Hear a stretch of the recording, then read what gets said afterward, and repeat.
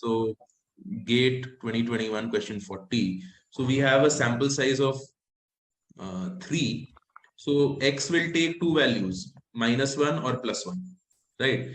Each one of them is equally likely. Now Z is equal to max of X1, X2, X3. Right. Now the maximum value will be equal to 1 only in the case where each of the sample I get 1. Yes. Correct? Sorry. Yes, Minimum value. Acha, max value is 1. Sorry.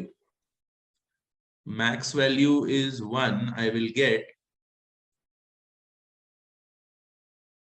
Sorry, it's the other way around. Max value will be 7/8 and min value will be 1/8. So what will happen is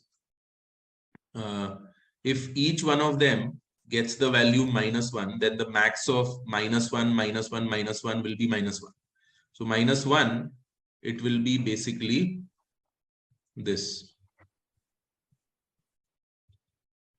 1/8. And 1 will be basically 7/8. Okay.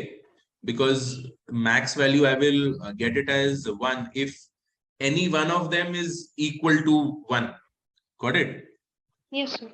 And the max value will be equal to -1 if all of them are All equal three to are -1. -1. Correct.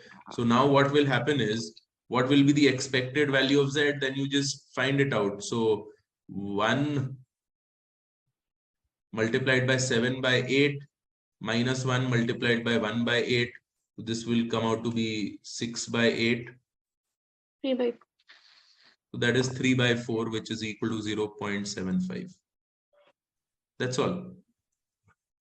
Okay, sir. Thank you.